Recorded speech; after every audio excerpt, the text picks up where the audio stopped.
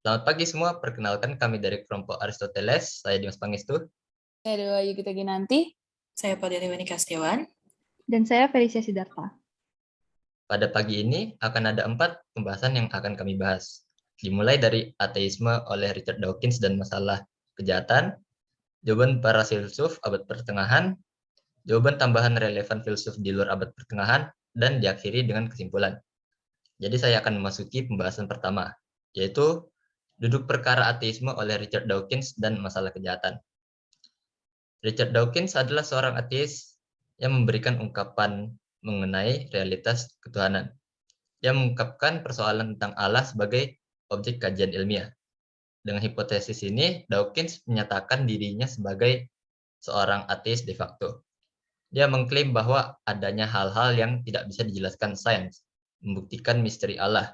Dikejarnya dengan sanggahan bahwa gaps itu bukan milik Allah, melainkan hanya kurang data yang suatu ketika akan dimengerti juga oleh sains. Dengan hipotesis itu, Dawkins mau mengatakan bahwa perilaku religius sendiri merupakan hasil sebuah delusi, yakni keyakinan atau kesan keliru yang betul dipertahankan, kendati adanya bukti-bukti baru. Agamawan menganggap suara dalam diri mereka adalah Allah atau pengalaman religius, padahal suara tersebut hanya datang dari diri mereka sendiri. Selanjutnya, saya akan menjelaskan tentang masalah kejahatan atau problem theodicea. Dalam problem theodicea ini terdapat suatu pertanyaan yang berbunyi, kalau ada Tuhan yang maha baik, mengapa ada kejahatan dan penderitaan? Filsuf-filsuf Middle Age ada menjawab tentang pertanyaan ini. Yang pertama dari Epikuros, ada 4 kemungkinan. Yang pertama, Tuhan mau menghapus keburukan di dunia, tapi dia tidak mampu. Yang kedua, dia mampu tetapi tidak mau. Yang ketiga, dia tidak mau dan tidak mampu. Dan yang keempat, dia mau dan mampu. Selanjutnya, Leibniz juga ada menjawab teori Theodicea ini.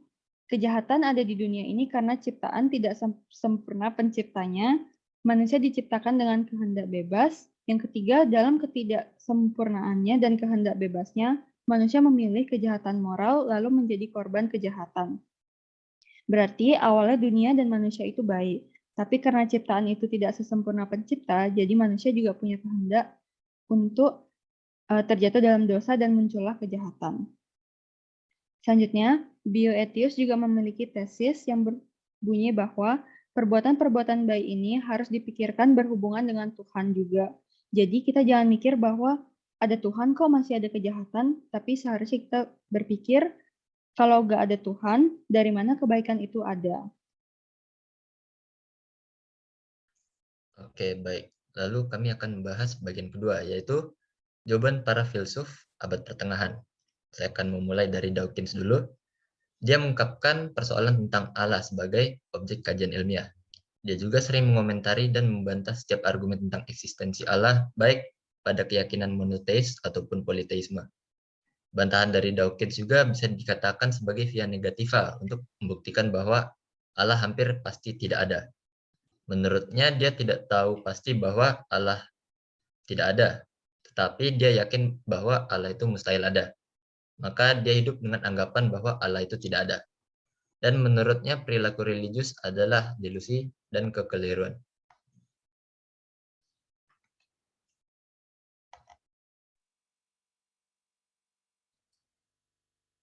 Selanjutnya ada Anselmus. Anselmus mengungkapkan pendapatnya yang kita bisa lihat dari pembuktian ontologis, yaitu membuktikan tidak secara empiris, melainkan secara rasional lewat pemikiran murni. Misalnya, kalau dicek, bisa disentuh atau tidak. Lalu berciri argumentatif dan memulai dengan definisi sebagai premis. Argumen yang ia miliki adalah, Tuhan itu apa?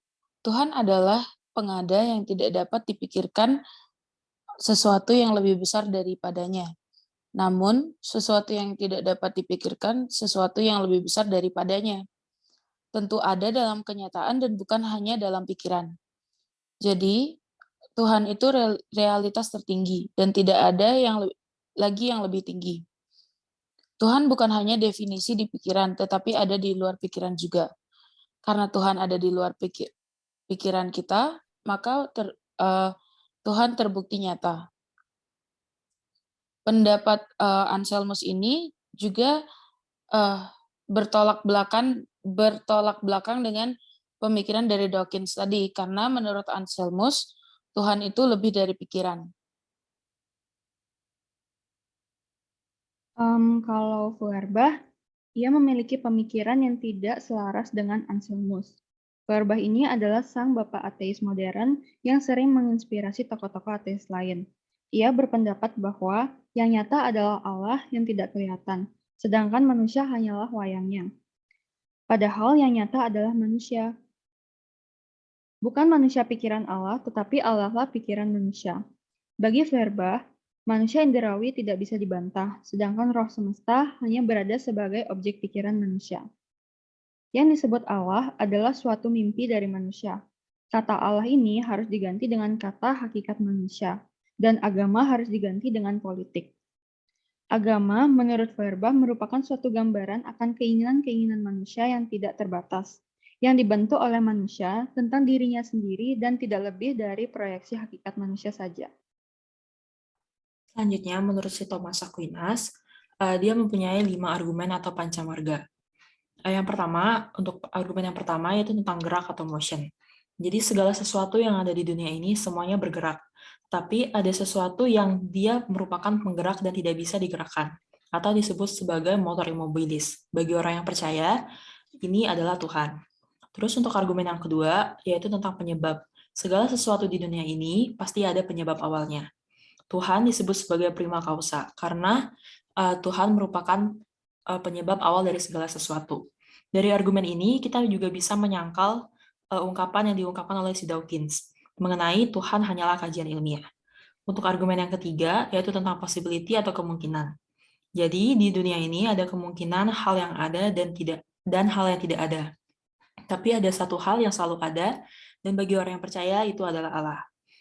Untuk argumen yang selanjutnya, itu adalah tentang perfection. Segala sesuatu yang ada di dunia ini bisa kurang, bisa juga lebih. Tetapi ada sesuatu yang sempurna. Bagi orang yang percaya, sesuatu yang sempurna itu adalah Allah. Pada argumentasi ini juga, kita bisa menyangkal ungkapan dari Feuerbach yang mengatakan bahwa Tuhan itu proyeksi dari diri manusia. Padahal dari proyeksi inilah kita bisa menjadikannya untuk mengenali sosok Tuhan itu sendiri. Untuk argumen yang terakhir yaitu tentang intelijensi, yaitu mencermati segala sesuatu karena segala sesuatu itu sudah dikontrol sebagaimana mestinya berdasarkan tahapan dan sudah ada aturannya. Dan semuanya cenderung mengarah kepada sesuatu yang lebih, misalnya lebih pintar ataupun lebih cerdas. Tentunya sesuatu yang cerdas itu mengarah kepada sesuatu hal yang lain. Nah, sesuatu hal yang lain ini bagi orang yang percaya itu adalah Tuhan. Selanjutnya, kami akan melanjutkan pembahasan kami yang ketiga, yaitu jawaban tambahan yang relevan di luar para filsuf abad pertengahan. Pada bagian ini, saya akan menjelaskan tentang Xenophanes. Xenophanes mengkritik antropomorfisme dalam mitos-mitos, yakni gambaran-gambaran tentang Tuhan yang menyerupai manusia.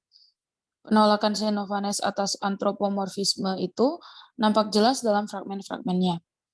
Pertama-tama, Xenophanes mengarahkan kritiknya itu kepada kedua penyair termasyhur waktu itu, yakni Homeros dan Hesiodos.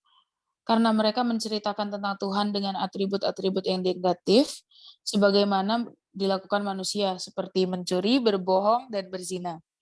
Dalam fragmen 11, Xenophanes menulis, Homer dan Hesiod telah mengatributkan kepada Tuhan segala sesuatu yang tidak pantas dan memalukan di antara manusia, seperti pencurian, perzinahan, dan penipuan atau kebohongan.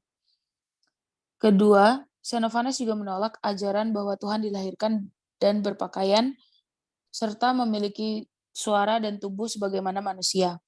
Hal ini dikatakan dalam fragmen 14 yang bunyinya, manusia yang fana itu berpikiran sesat bahwa Tuhan dilahirkan memiliki pakaian dan suara serta tubuh seperti mereka. Tetapi kritik yang paling tajam dari Xenophanes atas antropomorfisme Tuhan kelihatan jelas dalam fragmen 15 berikut, yaitu, kalau saja kuda atau lembu ataupun singa mempunyai tangan dan bisa melukis serta berkarya sebagaimana manusia, kuda akan menggambar Tuhan mirip kuda, lembu akan melukis Allah mirip lembu, dan mereka akan mengenakan rupa yang sama kepada Allah-Allah seperti terdapat pada mereka sendiri. Fragmen ini memberi kesan seakan-akan Tuhan tak lebih dari proyeksi diri manusia, berkat rasio dan keterampilannya. Lalu ada famous quotes dari Xenophanes, yaitu God is one, supreme among gods and men, and not like mortals in body or mind. Oke, selanjutnya kita masuk ke bagian kesimpulan. Jadi dari tadi kita udah membahas tentang duduk perkara ateisme oleh Richard Dawkins. Paham ateisme menurut Dawkins adalah bahwa ia mengaku dirinya sebagai ateis de facto. Dengan ungkapannya, hal itu adalah bagian dari kajian atau objek ilmiah semata. Untuk Feuerbach, dia adalah seorang ateis yang mengatakan bahwa Tuhan itu adalah proyeksi dari diri manusia sendiri. Menurut Anselmus, dia mengatakan bahwa eksistensi dan realitas dari Tuhan itu ada di luar dan di dalam pikiran murni manusia. Dan terakhir, menurut filsuf Thomas Aquinas, cara pembuktiannya itu melalui 5 argumen atau pancamarga.